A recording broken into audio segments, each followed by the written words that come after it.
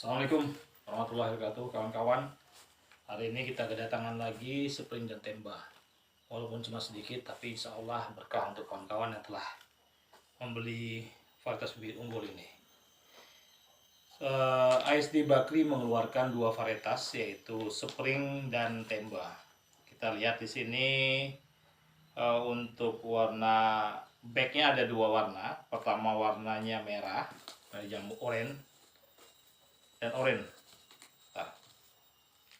Ada dua bag warnanya. Ini memang Spring ini cukup menarik untuk dibahas sebenarnya. Nah, jadi kalau yang ini Temba biasanya, kalau ini Spring. Kawan-kawan harus mengetahui yang memang termasuk kemasannya cukup aman karena ada busa dalamnya.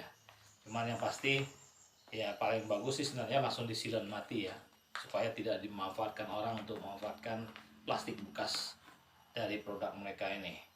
Yang ini kuning Temba, yang ini Spring.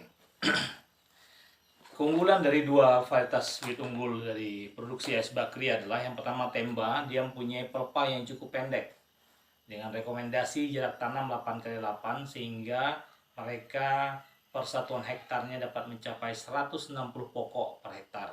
Sedangkan Spring ini termasuk kategori pelepah panjang, jadi dia tetap bisa 9,2 kali 9,2 atau 9 kali 9. Kalau mau coba 8 kali 9 juga nggak apa-apa. Tapi ya tadi, walaupun tidak terlalu berbeda nyata, namun dapat mempengaruhi. Jadi kalau Spring itu buahnya ada termasuk Nigeria, itu sama seperti Topaz 1, kemudian SJ1 dan SK1. Jadi ini memang memiliki keunggulan yang berbeda. Pertama, kalau ini pelepahnya pendek, ini meningginya cukup lambat. Jadi kalau untuk daerah-daerah rawa cocok untuk ditanam di Spring. Jadi untuk Temba produksi cukup wow begitu, karena tahun pertama dia dapat mencapai 15 ton, kemudian naik sampai usia 11 tahun tanam itu dapat mencapai potensi hampir 39 sampai 40 ton per hektar per tahun. Kemudian pada akhirnya akan penurunan, tapi tidak cukup signifikan, tapi dengan produksi yang cukup baik. Sedangkan Spring ini memang lebih rendah daripada Temba, namun ini cukup menarik karena dia dapat mencapai tahun pertama itu mencapai 13 ton, kemudian naik sehingga mencapai 38-39.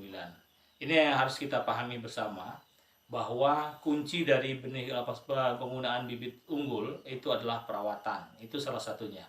Pertama kali yang harus ditekankan adalah bagi kita para petani pemula, yang pertama adalah penggunaan bibit unggul. Kedua, itu adalah kesesuaian lahannya. Contoh saja, misalnya Spring, kita tanam jaraknya 8x8 atau lebih pendek lagi. Dia tidak akan dapat berpotensi sesuai dengan potensi genetiknya. Kemudian contoh yang lain ya, misalnya kita mengetahui seperti PKS itu dampi memang rekomendasi untuk daerah rawa karena dia meningginya cukup lambat, batangnya kokoh besar. Tapi kita tanam di daerah rawa, tanam yang ngambi, yang pertumbuhan meningginya sampai 60-70 cm per tahun. Batangnya akan tumbang. Makanya itu kesesuaian lahan harus menjadi perhatian utama. Yang ketiganya baru perawatan. Ingat kan kawan, yang pertama adalah varietasnya, yang kedua kesesuaian lahan, yang ketiga adalah perawatan. Banyak sekali saya membaca di grup yang saya ikuti, banyak orang mengatakan tidak apa-apa tanam bibit abal-abal, itu sama saja, tanam saja dengan perawatan yang cukup, insya Allah akan hasilnya akan menjadi baik. Padahal tidak.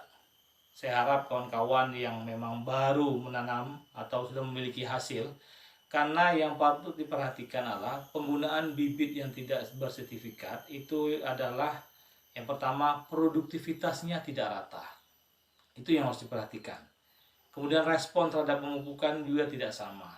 Jadi dalam satu hamparan 160 pokok atau 143 batang itu pasti ada yang pelepahnya panjang, meningginya lambat atau meningginya cepat, ada yang berbuah landak atau yang tidak berbuah sama sekali. Karena ingat 3 jenis dari varietas PPKE dari kelapa sawit, buah-buahnya pertama yang harus kita pahami adalah indukannya itu ada dura, kemudian pesipera.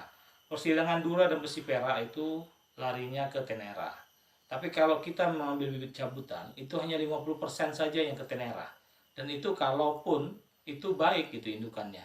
Sehingga produktivitasnya tidak dapat menjadi jaminan kita. Tapi kalau bagi kawan-kawan yang sudah menanami bibit abal-abal, ya baik itu sengaja maupun tertipu oleh marjal, yang mulai sekarang harus diperhatikan. Kalau toh memang ada bibitnya itu bahwa terdeteksi bahwa dia adalah bibitnya jantan kata orang selama ini, itu segera dibongkar saja. Tapi ingat, perawatannya harus ekstra.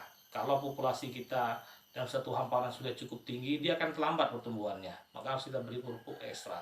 Itu kawan-kawan yang harus diperhatikan bagi kawan-kawan yang merasa sudah terjebak atau tertipu selama ini oleh kawan-kawan yang menjual bibit abal-abal, bahwa bibit abal-abal atau bibit palsu, PPKS palsu, topas palsu, ataupun yang lain yang palsu, lonsum palsu, itu harus memperhatikan populasi tanamannya. Jangan sampai nanti dari tanaman tersebut ada yang tidak berproduksi maksimal. Lebih baik dibongkar dan diganti. Ingat, tetap hasil riset itu lebih baik daripada hasil kita yang kita coba-coba sendiri-sendiri. Karena kita tidak akan, setiap lokasi akan berbeda hasilnya. Oleh karena itu, gunakanlah bibit unggul yang baik. Wassalamualaikum warahmatullahi wabarakatuh.